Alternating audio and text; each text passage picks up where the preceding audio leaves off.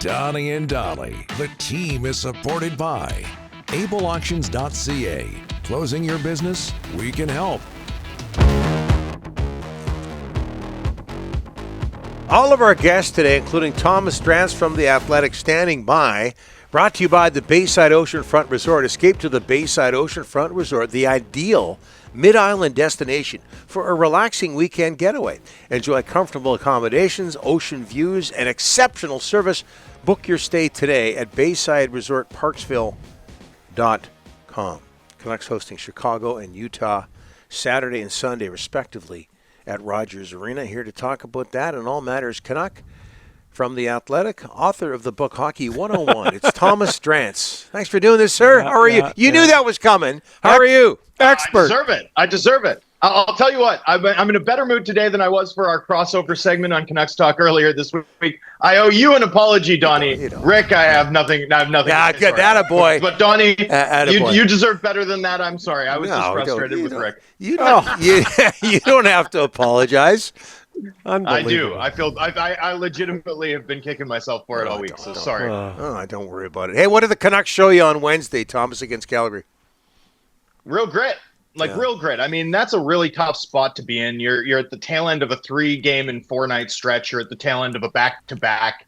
Calgary hadn't played since Saturday, so they had 3 days of rest. And, they pushed early in the third, which you expected. And then there was like a 3-minute stretch, maybe 13 minutes to 10 minutes in the third period, where it began to look like they were skating in mud. And I thought, oh boy, this team might be in trouble. And from that point on, they carried play. I mean, they really pushed the Flames to the brink. I thought they could have won the game in regulation, frankly. They were out skating them, outworking them, 17 shots. I mean, where'd that come from, given how much this team struggled to generate all year long? And then I thought they dominated the entire overtime period. You got to doff your cap to Quinn Hughes at this point. I mean, that was an Atlas holding up the planet sort of performance from a guy who's clearly not 100%.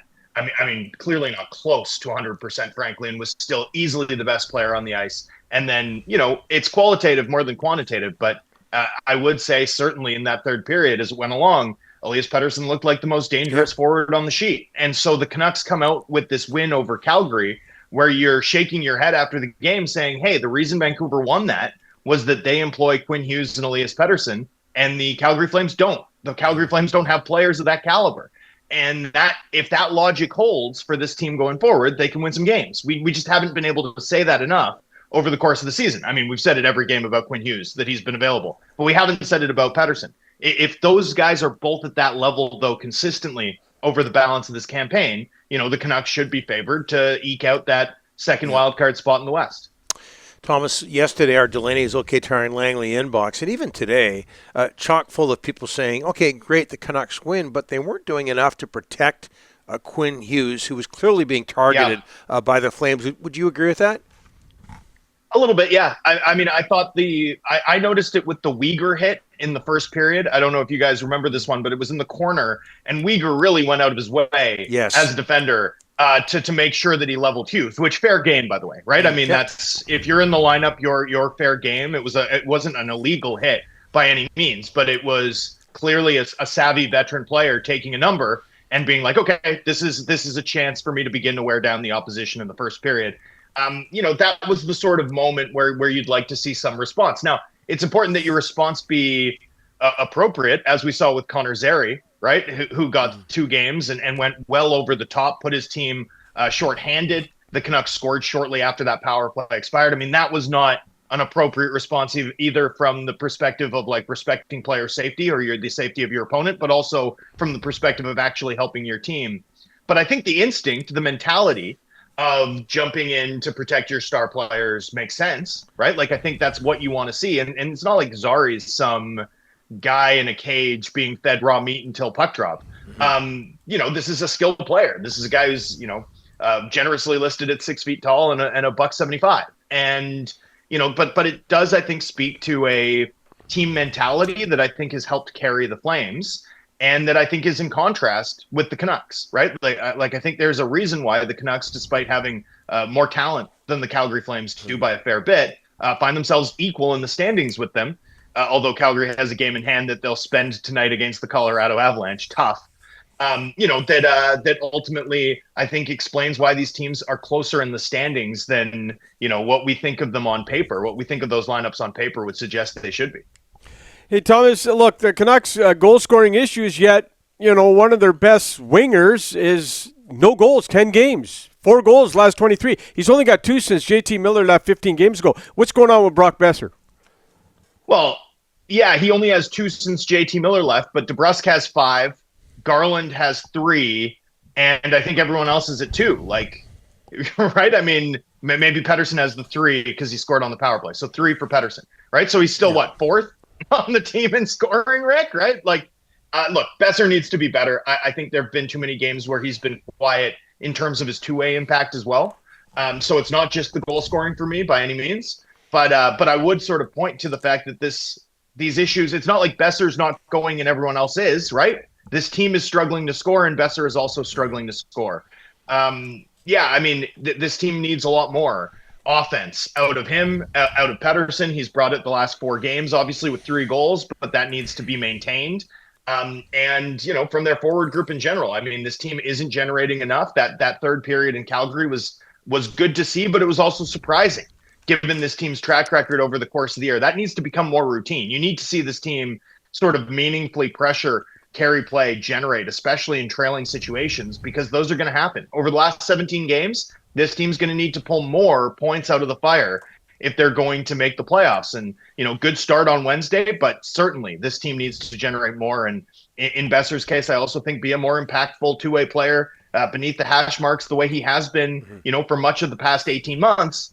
But I do think the last 4 to 6 weeks have been tough for him, probably off the ice as well, but certainly on the ice in terms of making an impact, even beside the sort of scoring goals and generating shots factor, which this team does need from him.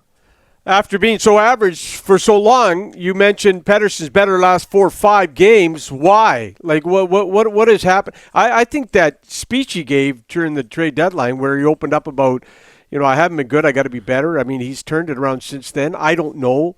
But what do you think is some of the reasons why he's playing better? Well, I think that Seattle game was something of a low point, right? You remember, loses the faceoff, loses his man, game winner, gets deflected. Beniers, Beniers. I think that was a low point for Pettersson, and I think the team had a bunch of practices and a bunch of internal meetings, including with Pettersson. And that led up to that media availability where Pettersson sort of took accountability.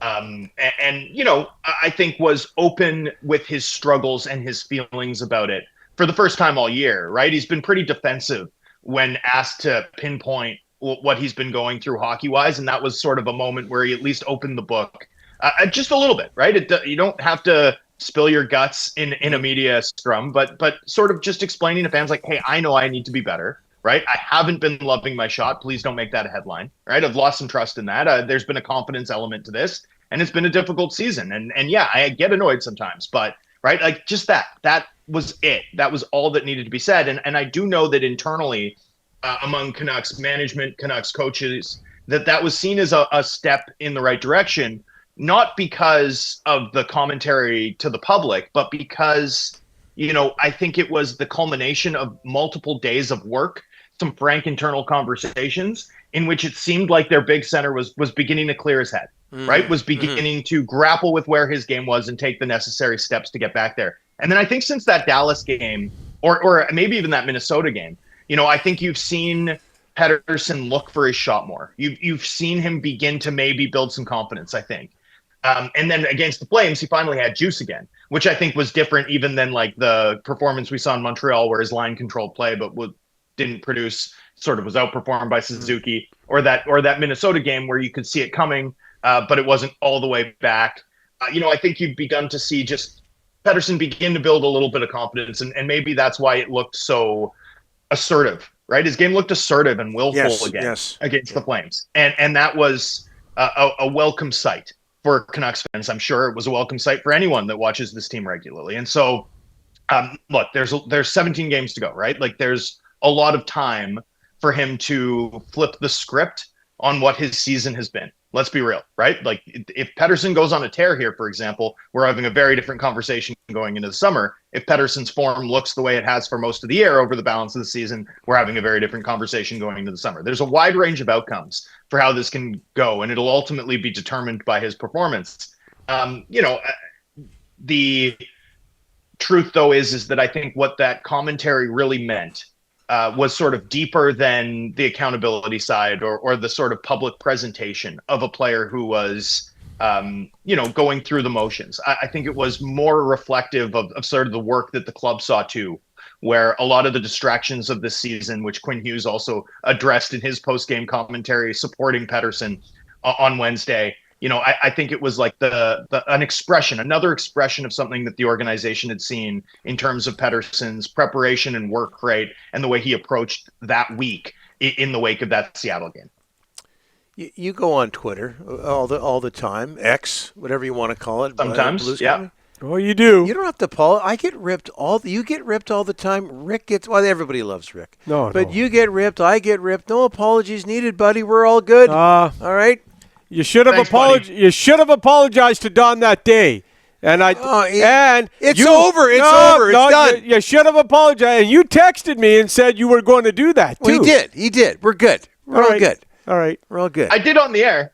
Yeah. I did on the air too. But you're right. I should have sent a text. I got a little busy. Excuse me, Donnie. Yeah. Yeah. Oh. Anyways, where can we sign up for Hockey 101? Donnie and I. Just follow at Thomas Drance.